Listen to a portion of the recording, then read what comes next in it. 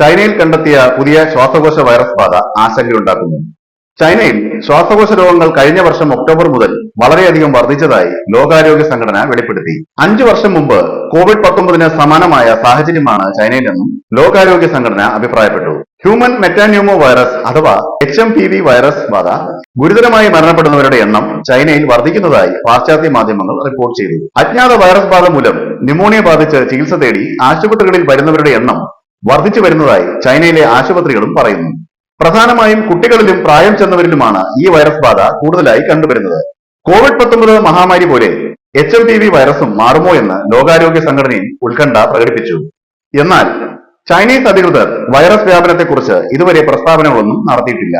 തുമ്മൽ, ജലദോഷം, ചുമ, മൂക്കടപ്പ്, ശ്വാസതടസ്സം എന്നിവയാണ് HMPV വൈറസ് ബാധയുടെ പ്രധാന ലക്ഷണങ്ങൾ. 2001 തന്നെ വൈറസിനെ കുറിച്ച് ഗവേഷകർക്ക് ധാരണയുണ്ട്.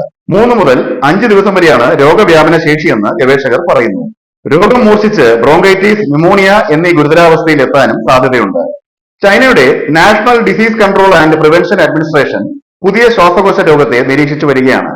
എന്നാൽ ചൈനയിലെ രോഗവ്യാപനത്തിൽ ഇന്ത്യയിൽ ആശങ്കയ്ക്ക് അടിസ്ഥാനമില്ലെന്ന് ഡയറക്ടറേറ്റ് ഓഫ് ഹെൽത്ത് സർവീസ് അറിയിച്ചു. രാജ്യത്ത് ഇതുവരെ ഇത് റിപ്പോർട്ട് ചെയ്യപ്പെട്ടിട്ടില്ല എന്നതിനാൽ ജനങ്ങൾ പരിഭ്രമിക്കേണ്ട സാഹചര്യമില്ല. ശ്വാസകോശ രോഗങ്ങൾ പ്രതിരോധിക്കാനുള്ള മുൻകരുതലുകൾ സ്വീകരിച്ചാൽ മതിയെന്നും ആരോഗ്യ വിദഗ്ധർ അറിയിച്ചു.